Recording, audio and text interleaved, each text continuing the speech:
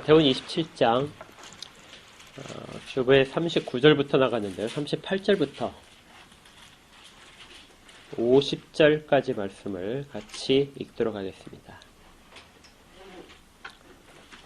오늘은 좀 기니까 서로 교대로 같이 읽도록 할게요. 신약성경 50쪽에 있습니다. 마태복음 27장 38절부터 50절까지의 말씀입니다. 제가 먼저 읽고 여러분들이 다음 절을 읽으시면 되겠습니다. 38절을 읽습니다. 이때 예수와 함께 강도 둘이 십자가에 못 박히니 하나는 우편에 하나는 좌편에 있더라.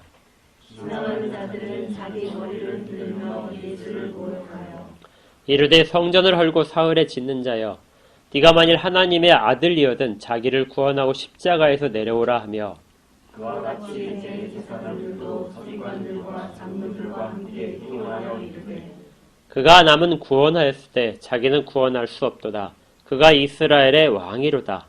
지금 십자가에서 내려올지어다. 그리하면 우리가 믿겠노라. 그가 하나님을 신뢰하니 하나님이 원하시면 이제 그를 구원하실지라. 그의 말이 나는 하나님의 아들이라 하였도다 하며 함께 십자가에 못 박힌 강도들도 이와 같이 욕하더라. 제6시부터 온 땅에 어둠이 임하여 제9시까지 계속되더니 제9시쯤에 예수께서 크게 소리질러 이르시되 엘리 엘리 라마 사박다니 하시니 이는 곧 나의 하나님 어찌하여 나를 버리셨나이까 하는 뜻이라. 거기 섰던 자 중 어떤 이들이 듣고 이르되 이 사람이 엘리야를 부르라 하고 그 중에 한 사람이 곧 달려가서 해면을 가져다가 신포도주에 적시어 갈대에 끼워 마시게 하거늘 그 남은 사람들이 이르되 가만두라 엘리야가 와서 그를 구원하고자 하더라. 같이 읽겠습니다. 예수께서 다시 크게 소리 지르시고 영원히 떠나시니라. 아멘. 우리 지난주에 예수님께서 미문을 통해서 나중에 황금문이라고 이름이 바뀐 그 미문을 통해서 입성하시던 부분을 잠깐 살펴본 적이 있었습니다. 기억나시죠? 감람산에서 나귀를 타시고 스가랴 선지자가 14장에서 예언했던 것처럼 그렇게 예루살렘으로 입성하셨던 장면이 있었습니다. 그 때가 종려주일, 우리 절기상으로 지키는 거로 따지면 바로 오늘, 이번 주일이 됩니다. 오늘 예수님께서는 예루살렘에 나귀를 타고 입성을 하셨습니다. 그리고 나서 일주일간을 지내시게 되는데 특별히 오늘부터 시작해서 교회에서는 이것을 고난주간 이렇게 말을 합니다. 고난주간을 잠깐 일정별로 한번 말씀을 드리자면 예수님께서는 주일날 오늘 나귀를 타고 예루살렘에 입성하시고 사람들은 겉옷과 종려나무 가지를 흔들고 땅에 깔음으로써 메시아가 들어오시는 것을 찬양을 했습니다. 그 다음에 내일 월요일이 되겠죠. 월요일날 예수님께서는 다시 예루살렘으로 들어오셔서 성전으로 가셨습니다. 그리고 성전에서 장사하는 사람들을 내쫓으시고 비둘기를 파는 상들과 돈을 바꾸는 그런 환전상들을 꾸짖으셨습니다. 채찍으로 쫓아내셨죠. 이것을 성전 청결했다 이렇게 얘기합니다. 예수님께서 고난주간에 메시아로서 예루살렘에 들어가셨을 때 가장 먼저 찾아가셨던 곳이 바로 성전이라는 것은 이 시대에도 들려주는 이야기가 매우 깊은 뜻이 있습니다. 우리는 메시아가 왔을 때 당시 유대 사람들처럼 메시아가 오시면은 온 세상을 공의로 심판하실 것이기 때문에 가장 먼저 사람들의 생각처럼 로마 군인들이 머무르고 있던 요새에 가셔서 그것들을 모두 다 무너뜨리기를 원했을 겁니다. 아니면 사람들을 동원해서 수많은 군중들이 각자의 무기를 들고 메시아를 따라서 헤롯 왕의 궁전으로 진군을 할 수도 있었을 겁니다. 그런데 예수님께서는 가장 먼저 성전으로 가셔서 성전을 정결케 하셨습니다. 만민이 기도하는 집이라고 일컫는 하나님의 성전을 장사하는 집으로 만들었다. 꾸짖으시면서 그걸 회복할 것을 말씀하셨습니다. 그 다음날 화요일 날은 예수님께서 다시 성전으로 가시게 되는데요. 계속해서 성전에 가셔서 화요일 날을 하신 것은 대제사장과 서기관들과 논쟁을 하셨습니다. 성전의 기능에 대해서, 하나님의 백성에 대해서 논쟁을 하신 것이 화요일이었습니다. 그리고 수요일 날에는 하루를 쉬셨습니다. 그러니까 베다니에서 나사로의 집에서 쉬셨던 것으로 되어 있는데요. 감람산에서 하루를 움직이지 않으셨습니다. 그러니까 주님께서 이 고난주간 동안에 대부분 다 나사로의 집에서 계시거나 아니면은 감람산의 올리브 숲에서 그래서 노숙을 하시는 그런 일들을 하셨습니다. 그리고 목요일 날 저녁에는 다시 예루살렘 성에서 제자들과 이제 만나서 만찬을 하시게 됩니다. 이것을 우리가 최후의 만찬 이렇게 하죠. 만찬을 하신 다음에 감람산으로 다시 가셔서 밤을 새시면서 마지막 기도를 하시게 됩니다. 그리고 금요일에는 새벽에 가룟 유다를 앞세운 대제사장의 성전 군대가 와서 성전 수비병들이 예수님을 체포하고 이제 신문 받으러 가게 됩니다. 그래서 공회에 섰다가 빌라도에게 끌려갔다가 다시 헤롯 왕에게 끌려갔다가 다시 빌라도에게 가는 매우 복잡한 재판을 거치면서 9시에 처형되게 됩니다. 그러니까 새벽부터 그 날은 매우 분주했을 겁니다. 체포하는 그 순간부터 시작해서 물론 그 멀지 않은 곳에 있는 장소들이긴 하지만 여러 군데를 옮겨 다니는 통에 온 예루살렘이 다 시끄러웠을 겁니다. 그렇게 오후 3시에 예수님께서는 숨을 거두시고 묻히시게 됩니다. 토요일은 하루 종일 무덤에 계신 것이죠. 무덤에 계시고 다음 주일이 되겠습니다. 주일에는 이제 부활을 하시게 됩니다. 오늘 우리가 읽었던 본문은 그 일주일의 고난주간 주간에서 특별히 금요일에 주께서 달리시던 그 순간의 일들을 기록한 장면입니다. 예수님께서 달리실 때 수많은 목격자들이 있었습니다. 여기 우리가 여기서 볼 수 있듯이 38절에 보니까 예수님 혼자 달리신 것이 아니라 강도 둘과 같이 달리셨습니다. 그리고 39절에 보니까 지나가던 자들이 있었고요. 그리고 41절에 보니까 대제사장과 서기관과 장로들이 있었습니다. 그리고 이 중에는 기록되어 있지 않지만 로마 군인들이 처형을 위해서 와 있던 사람이 있었고요. 그리고 예수님의 가족도 있었습니다. 제자들도 먼 곳에서 요한을 비롯한 여러 사람들이 살펴보고 있었습니다. 수많은 목격자가 있었던 이 장면을 우리가 성경에서 가장 극적인 장면의 하나라고 꼽게 됩니다. 성경에서 우리가 어떤 장면이 가장 복음에 가까운 장면인가 이렇게 말할 때 그 중에서 십자가에서 처형당하고 그다음에 죽으시는 이 순간이 우리의 모든 복음의 핵심이 담겨 있다 이렇게 되는 것이죠. 오늘 우리는 이 본문을 가지고 4가지 시점으로 살펴볼 겁니다. 첫 번째는 우리가 아주 객관적인 입장에서 이것을 기록하고 있는 이 장면 그대로 살펴보고 싶은데요. 38절에 보니까 예수님께서 강도 둘과 함께 십자가에 못 박히셨습니다.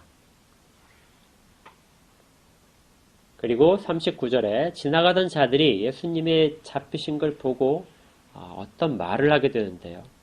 그게 뭐냐면 예수를 모욕하는 말입니다. 그리고 41절에도 대제사장과 서기관과 장로들이 어떤 행위를 하게 되는데 그 행위는 희롱하는 겁니다. 예수님을 희롱하고 되고요. 44절에 보니까 십자가에 같이 못 박혔던 강도들이 예수님에 대해서 뭘 하냐면 욕을 합니다. 여기에 공통적으로 등장하는 하나의 표현들이 있는데요. 그게 뭐냐면 39절에 지나가던 자들 행인들이 예수를 모욕을 했다면 41절에 그와 같이 대제사장과 서기관과 장로들이 함께 했습니다. 그러니까 지나가던 자들이 하는 것과 완전히 동일하다는 것이죠. 그와 같이라는 단어를 통해서 그리고 44절에 보니까 옆에 달려있는 강도들도 뭐라고 그래요? 이와 같이 이겁니다. 이 세 부류의 사람들은 사실은 같이 어울릴 수 없는 사람들입니다. 다른 순간이라면, 다른 장소라면 이렇게 서로를 가까이 같은 마음이 들 수 없던 사람들인데 예수를 죽이는 일에 있어서는 모두가 다 조롱하고 희롱하고 욕하는 장면에서는 모두 같은 마음이었다는 것이죠. 한결같은 반응입니다.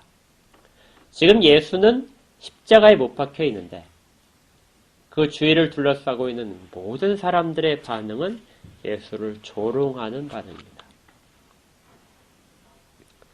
이 내용을 살펴보게 되면 아주 간단합니다. 내용 가운데는 40절에 하나님의 아들이라면, 네가 만약 하나님의 아들이라면 자기를 구원하고 십자가에서 내려오라. 42절에 네가 이스라엘의 왕이라면 지금 십자가에서 내려오라. 그러면 우리가 믿겠다. 43절에 그가 나는 하나님의 아들이라고 말을 했었다. 44절에 이렇게 욕을 했습니다. 모든 비난하는, 모욕하고 희롱하는 것들, 욕하는 것들의 근본적인 출발점은 뭐냐면 네가 하나님의 아들이 아니냐 하는 부분이죠. 이날은 아까 잠깐 말씀드렸지만 새벽부터 예루살렘이 온통 시끄러웠을 겁니다. 군대들이 출동을 했고 이곳저곳 횃불을 든 사람들이 자주 다니던 그런 새벽이었습니다. 사람들 사이에도 말이 많이 퍼졌을 겁니다. 예수님의 재판받는 부분에서도 사람들이 많이 몰려 있었거든요.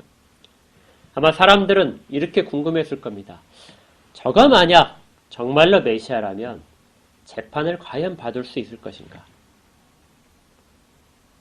그리고 대제사장들이 저를 죽이려고 하는데 과연 죽음에 이를 것인가? 예수가 정말 메시아라면 그를 따르는 수많은 사람들, 불과 며칠 전에 성에 들어올 때 그렇게 환호했던 그런 사람들을 동원해서 반란을 일으키지 않을까. 최소한 그 사람들이 도중에 로마군을 습격을 해서 예수를 구출하진 않을까. 온통 다양한 생각들을 가지고 사람들은 지켜보고 있을 겁니다. 그런데 아무 일도 일어나지 않았습니다. 단지 매를 맞고 채찍에 맞고 피를 흘린 연약한 사형수 한 사람만 있었을 뿐입니다. 사람들은 예수가 잘못을 했다고 생각하지 않았습니다. 그들이 핑계를 댔던 건 단 하나뿐이죠. 네가 하나님의 아들이 아니냐. 그렇게 말하지 않았느냐. 왜 아무 일도 일으키지 못하느냐. 그런데 우리는 이 사람들의 조롱하는 장면을 마태복음에서 이미 한번 공부를 한 적이 있습니다. 예수님의 사역을 처음 시작할 때 광야에서 사단으로부터 시험을 받으시죠. 기억나시죠? 그때 사단이 예수님에게 물어보는 장면입니다. 네가 하나님의 아들이라면 이 돌들을 명하여 떡덩어리가 되게 하라. 네가 하나님의 아들이라면 이 모든 권세를 취할 수 있지 않느냐. 네가 하나님의 아들이라면 성전 꼭대기에서 떨어뜨려줘도 멀쩡하지 않겠느냐. 예수님을 따라다니던 이 희롱은 하나님의 아들과 관련된 겁니다. 하나님의 아들이라면 너는 모든 것들로부터 초월한 능력을 보여야 된다. 이런 조롱이 계속될 때 예수님은 침묵하셨습니다. 그리고 46절에 보니까 크게 소리 지르게 됩니다. 엘리 엘리 라마 사박다니 이는 곧 나의 하나님 나의 하나님 어찌하여 나를 버리셨나이까. 그러니까 마지막에 예수님이 하시는 말씀은 하나님에 대한 이야기입니다. 왜 나를 버리십니까? 한 번도 하나님은 내가 하나님의 아들이 아니다고 생각한 적이 없었습니다. 그것은 능력으로 입증되는 것이 아니라 하나님이 입증하시는 것이죠. 그런데 마지막 순간에 그런 모든 조롱이 쏟아질 때 하나님은 외변하고 계신 겁니다. 50절에 가보니까 예수님께서 이제 마지막 숨을 거두시기 직전에 다시 크게 소리 지르십니다. 아마 같은 말을 하셨을 겁니다. 엘리엘리 라마 사박다니 어찌하여 나를 버리십니까? 그리고 숨을 거두시게 됐습니다. 이것이 십자가에서 예수님이 달리시던 그 당시의 광경입니다. 아주 객관적으로 보게 되면 자기를 따르던 많은 사람들에게 배신을 당하고 자기가 그토록 믿던 하나님으로부터 외면당하는 한 나약한 인간의 모습이 있는 것이고, 그를 둘러싼 모든 사람들은 예수에 대한 어떤 조그마한 동정심도 가지고 있지 않은 상태가 됩니다. 이것이 십자가에서 예수님이 죽으신 죽음을 보는 첫 번째 관점, 아주 객관적인 관점입니다. 역사적으로 살펴볼 때 이렇게 보는 사람들이 꽤 많이 있습니다. 그런데 우리가 이제 조금만 그 사람들의 입장, 그 당시의 그 광경으로 돌아간다면, 사람들은 누가복음에는 예수의 처형 장면을 보고 돌아가는 사람들이 가슴이 아팠다 이렇게 써 있습니다. 죽기 직전까지 조롱을 했지만 돌아간 장면에 등을 돌리고 돌아갈 때는 가슴이 아팠다 이랬다는 것이죠. 제가 생각할 땐 아마 그 중에서 특별히 대제사장과 서기관들, 이 사람들에게 어떤 찜찜한 감정이 남아 있었을 것입니다. 모든 사람이 그랬을 것 같지 않고 일부 사람들은 처형 장면이 계속될 때, 그리고 예수의 죽음을 바라보고 돌아갈 때 일부 사람들은 승리의 외침을 부를 수 있었겠죠. 지금까지 자기들을 욕하고 자기들을 책망하던 예수를 죽임으로써 자기들의 큰 짐을 덜었다 이렇게 하면서 기쁘게 돌아가겠지만, 일부 사람들은 매우 불편한 심정을 가졌을 것입니다. 왜냐하면 그들은 그 장면을 보면서 이거 어디에서 많이 보던 장면이다, 우리에게 매우 익숙한 장면이다 하는 것을 깨달을 것이기 때문입니다. 그리고 한참이 지나서야 그들은 이 장면이 어디에서 기인한 것인가를 알게 됩니다. 시편 22편을 보겠습니다. 표시를 해놓고요.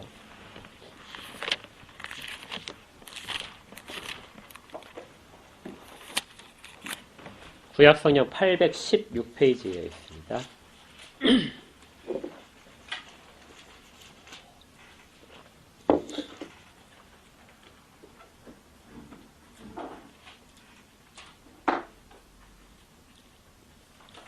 시편 22편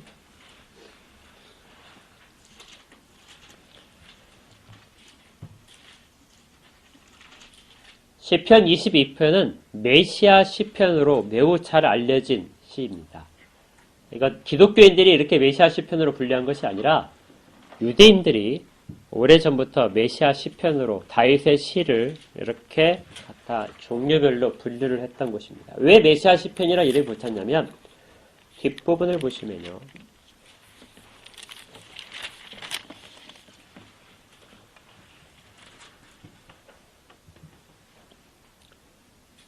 뒷부분에 27절부터가 이사야 선지자가 그리고 에스겔 선지자가 예언했던 그러한 모든 예언과 동일한 것을 기록하고 있기 때문에 그렇습니다. 27절에 보니까 이렇게 되어 있어요. 땅의 모든 끝이 여호와를 기억하고 돌아오며 모든 나라의 모든 족속이 주의 앞에 예배하리라. 메시아가 이 땅 가운데 오셨을 때 이루어질 일, 모든 백성들이, 모든 족속들이 하나님 앞에 예배하기 위해서 메시아 앞으로 나오는 광경을 노래하고 있는 겁니다. 나라는 여호와의 것이요 여호와는 모든 나라의 주제이심이로다. 세상의 모든 풍성한 자가 먹고 경배할 것이요 진토 속으로 내려가는 자 곧 자기 영혼을 살리지 못할 자도 다 그 앞에 절하리로다. 후손이 그를 섬길 것이요 대대의 주를 전할 것이며 와서 그의 공의를 태어날 백성에게 전하며 주께서 이를 행하셨다 할 것이다. 마지막 날에 이루어질 모든 찬양들을 이 시편 22편의 후렴구에 기록을 하고 있습니다. 그래서 이것도 메시아의 시편으로 인정이 됩니다. 그렇게 분류했는데 그 바로 앞에를 보십시오. 25절부터 보시면 큰 회중 가운데서 나의 찬송을 주께로부터 온 것이니 주를 경외한 자 앞에서 나의 소원을 갚으실 것이다. 메시아가 이 땅 가운데 오시는 날이 되면 이방 백성들이 경배하기 위해서 올 뿐만 아니라 지금까지 내가 주 앞에 아뢰었던 모든 것들, 그 모든 소원과 주로 말미암아 내가 당했던 모든 아픔들을 다 갚아주실 것이다 하는 것을 담고 있습니다. 26절에 겸손한 자는 먹고 배부를 것이요 여호와를 찾는 자는 그를 찬송할 것이라 너희 마음은 영원히 살 것이다. 주님께서 산상설교에서 언급하셨던 부분이 잠깐 담겨져 있습니다. 그러니까 메시아가 이 땅 가운데 오실 때 일어날 일들, 그 기대와 찬양을 22편 뒷부분에 담고 있는 것이죠. 그런데 이 앞부분은, 그 1절부터 시작해서 이 앞부분들은 이 내용과는 완전히 다릅니다. 이제 1절로 한번 와보실까요? 1절에 내 하나님이여 내 하나님이여 어찌 나를 버리셨나이까. 어디에서 봤죠? 아까 우리가 마태복음 27장의 본문에 있는 내용입니다.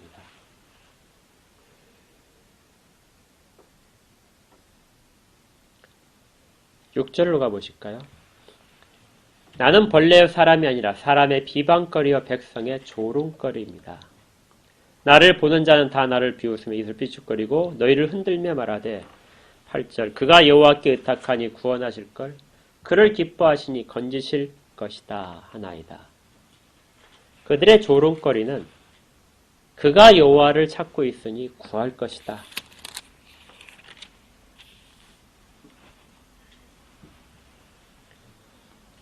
16절을 보십시오. 14절을 보시면 나는 물같이 쏟아졌으며 내 모든 뼈는 어그러졌으며 내 마음은 밀랍 같아서 내 속에서 녹았으며 16절 개들이 나를 애워싸며 악한 무리가 나를 둘러 내 수족을 찔렀나이다. 18절 내 겉옷을 나누며 속옷을 제비 뽑나이다. 예수님이 십자가에 달려있을 때 로마 군병들은 그 아래서 제비 뽑아서 예수님의 겉옷을 나누고 속옷을 제비 뽑았습니다. 요한복음에 그렇게 기록되어 있죠. 이러한 모든 일들은 예수님의 십자가의 장면을 그대로 여기에 담고 있는 것입니다. 사실 시편 22편은 다윗이 사울의 추격을 피해서 계속해서 쫓기면서 쫓기다 너무 지쳐서 하나님 앞에 구하는 기도의 제문입니다.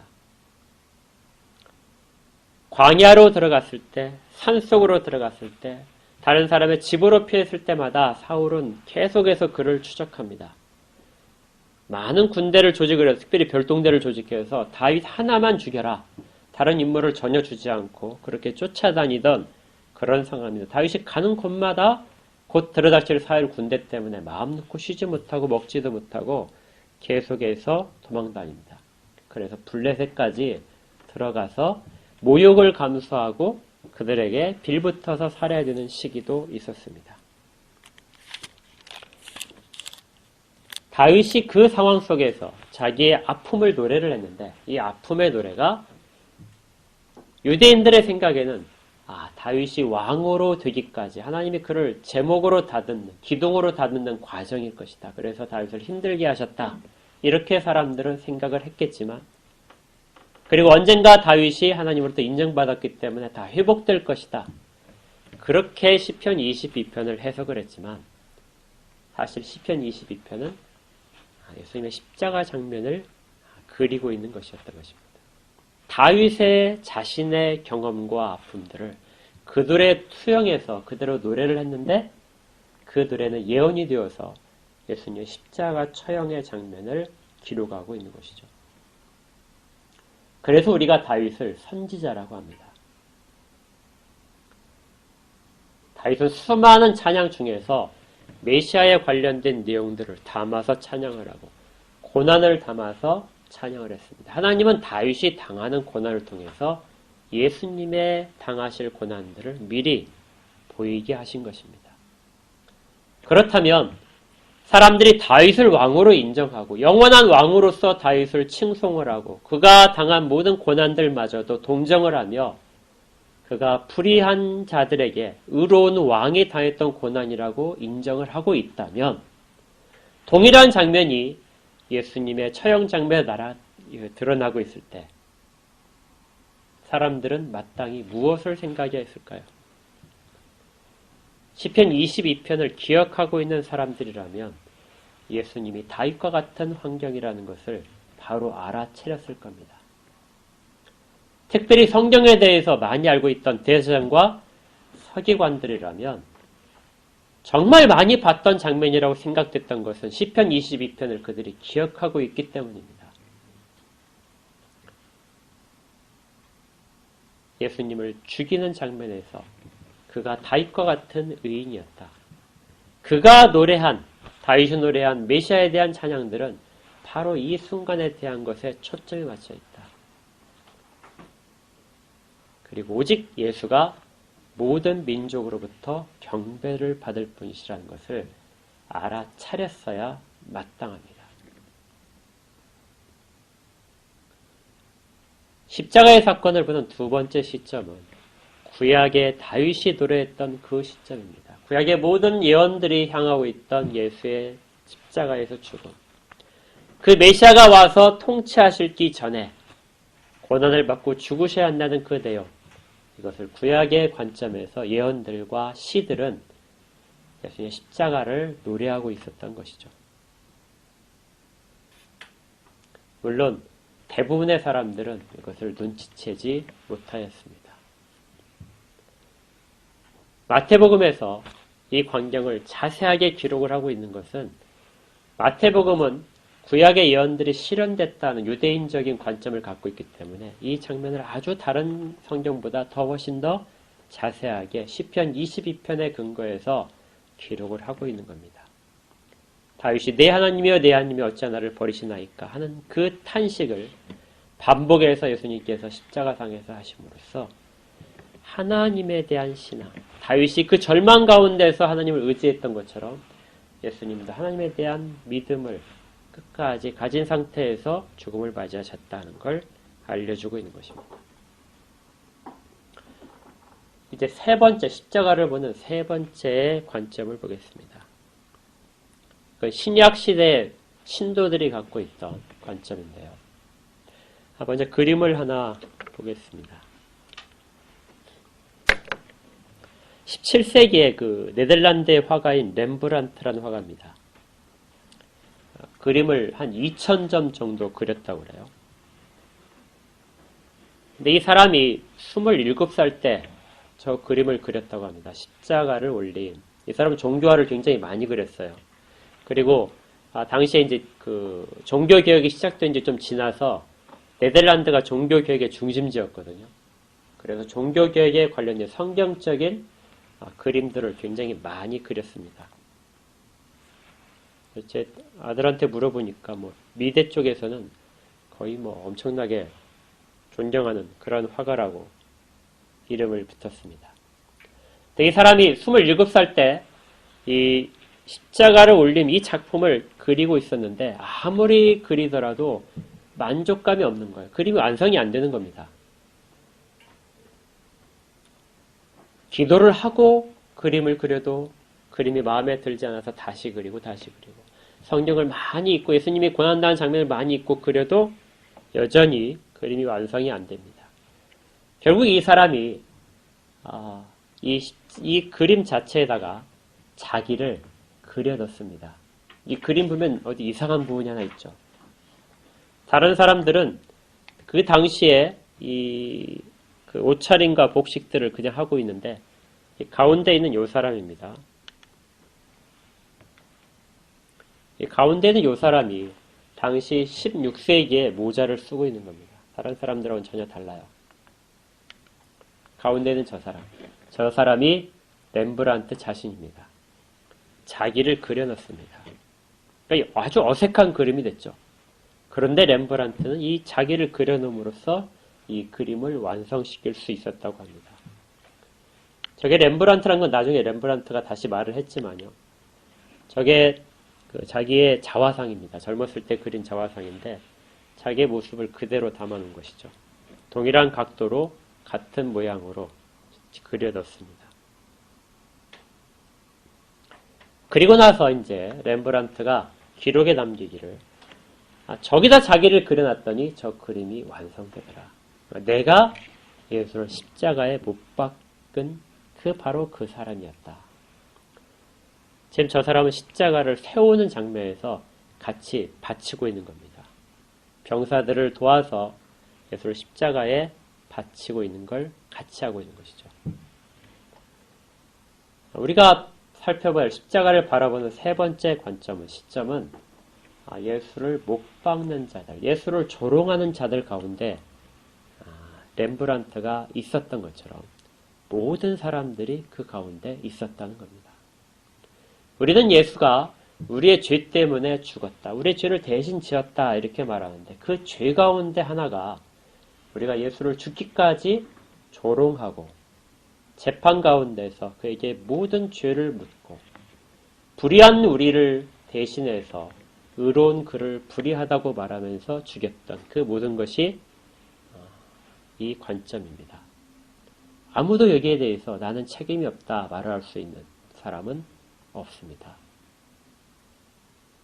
바울조차도 내가 죄인 중에 귀수다, 내가 예수를 십자가에 못 박았다 하고 고백을 했을 정도로 그렇게 모든 사람들은 예수의 죽음에 대해 책임이 있습니다. 그래야만 예수가 그들의 죄를 지고 대신 죽는 것입니다. 이 과정이 우리 마음 가운데 일어나지 않았다면 우리는 한 번도 십자가를 경험을 하지 못한 것입니다. 십자가는 2000년 전에 한 사건일 뿐만 아니라 지금 현재도 모든 사람들의 조롱과 비난 속에서 예수님 십자가에 달리셨던 그 상황이 반복되고 있는 것이죠. 렘브란트는 이때 아주 크게 회심을 하게 됩니다. 그리고 이후에 이제 모든 거의 작품에 중요한 작품마다 자기를 등장시키게 되는데 그 중에 하나가 여기 돌아온 탕자입니다. 상당히 오래 시간이 지났죠. 60대쯤 될 때 그러는데요. 렘브란트가 여기도 자기를 그려놨습니다. 어디에 있을까요? 예, 탕자입니다. 탕자의 모습에 렘브란트 자신이 들어있습니다. 이미 머리도 좀 많이 빠지고 늙은 상태인데 그때 그 모습 그대로 탕자의 모습 속에 자기를 그려놨습니다. 이거 말고도 스테반이 돌을 맞아 죽는 장면도 그렸는데요. 그때 돌을 집어서 던지는 사람의 자기 모습을 그리기도 했습니다. 그래서 17세기에 네덜란드 종교개혁 당시에 종교개혁의 정신을 가장 잘 담아낸 화가다 이렇게 칭송을 받는 렘브란트였습니다. 이런 관점이 십자가를 바라보는 세 번째 시점입니다. 이제 하나의 시점이 남았는데요. 그 시점이 뭐냐면 십자가에 달리신 예수님의 시점입니다.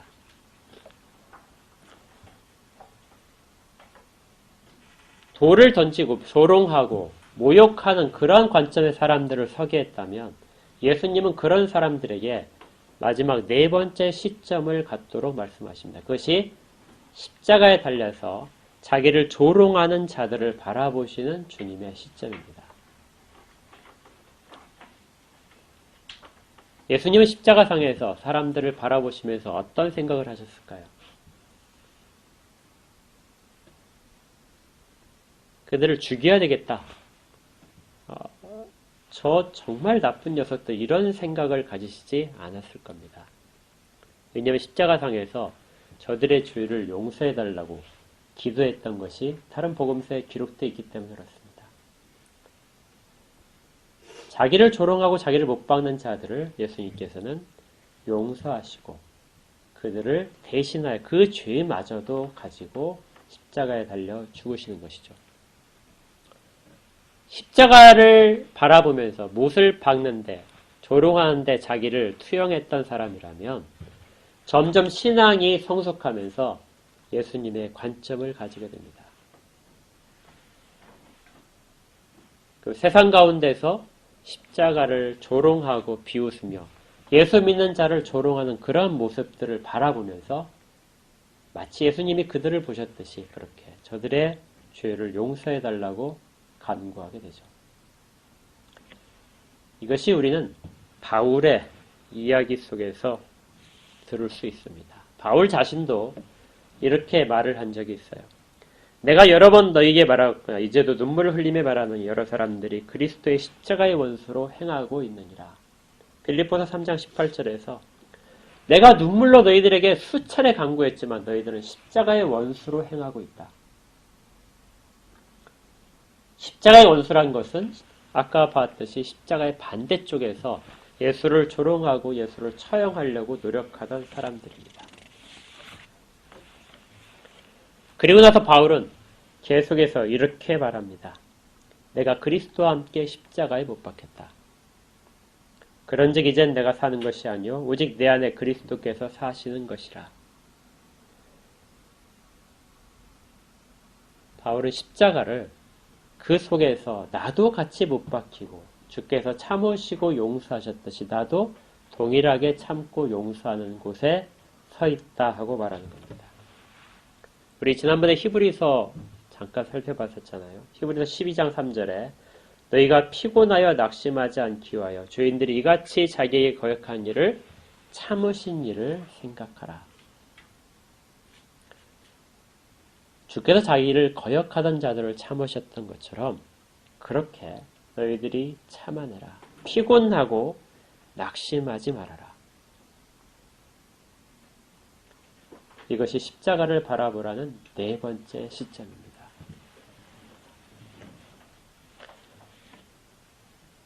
다윗이 바라봤던 관점, 그리고 객관적으로 바라보는 관점, 그리고 자기를 투영해서 반대편에 섰던 십자가의 원수됐던 자기의 고백, 그리고 마지막에 이어지는 고백은 십자가에 달리신 예수님 같이 예수님이 하셨던 것처럼 용서하고 참아내고 그리면서도 낙심하지 않는 것. 이것이 십자가를 바라보는 관점들입니다. 마지막처럼 그렇게 할 때 비로소 십자가는 우리 가운데 제대로 된 위치를 차지하게 됩니다. 장식물이 아니고 단순한 처형 틀이 아니고 역사적인 수단이 아니고 영원히 살아서 모든 신자들에게 살아서 그들 가슴 속에 세워져 있는 그 십자가의 모습이 되는 것이죠. 다윗이 노래했던 시편 22편에 노래했던 그 메시아의 시대는 이 과정을 거쳐야 세상 가운데 드러납니다. 누군가가 이 과정을 해야 하나님 나라가 세상 가운데 보이는 것이죠. 교회가 많아진다고 해서 하나님 나라 이 땅 가운데 드러나는 것이 아니고 진정한 하나님의 나라는 이러한 자세를 가진 사람들, 이 시점을 가지고 이 시대를 살아가는 사람들 속에서 이루어지는 것입니다. 십자가는 역사적인 사실로 그치지 않고 우리 속에 있는 성경을 통해서 받아들인 지식에 그치지 않고 지금도 우리 눈앞에 펼쳐지는 생생한 장면입니다. 이번 주는 이것을 생각하면서 특별히 십자가를 묵상하시기를 바랍니다. 그리고 항상 이렇게 한번 물어보십시오. 그 장면에서 마태복음 27장에서 예수님이 처형당하는 그 장면에서 나는 지금 어디에 서 있는 자인가?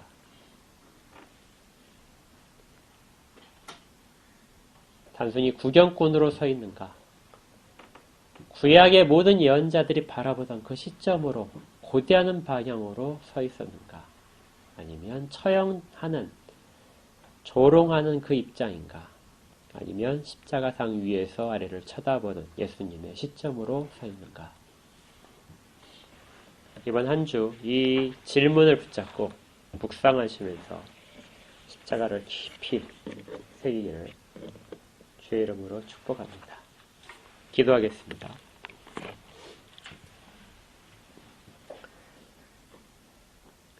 하나님 감사합니다. 십자가를 바라보는 관점들을 생각을 같이 했습니다. 하나님께서 예수 그리스도의 십자가를 저희들 가운데 세우셨사오니 그 의미를 저희가 잘 깨달을 수 있도록 인도하여 주시옵소서. 단순 2000년 전의 한 사건이 아니라 저에게 선지자들이 그렇게 고대했고 그렇게 세상의 회복을 가져올 수 있는 사건으로서 고백하며 그 메시아의 고난을 예언하고 노래했듯이 그리고 2000년의 사건을 그 사건으로 두지 않고 지금 이 시점에서도 역시 살아있는 사건으로 인정하며 저희들의 믿음의 길 가운데 십자가를 바라보며 갈 수 있도록 인도하심을 감사드립니다.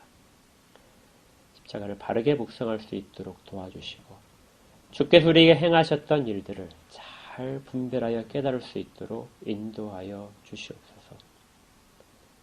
한 주간 고난 주간을 지낼 때 특별히 주의 말씀 가운데 더 깊이 있게 하셔서 십자가의 생각들이 십자가를 바라보는 모든 관점들이 제 자리를 찾을 수 있도록 저희의 신앙의 잘못된 부분들, 녹슬었던 부분들을 떨치게 하시고 제 자리 가운데서 조화로운 신앙이 될 수 있도록 인도하여 주시옵소서. 예수님 이름으로 기도합니다. 아멘.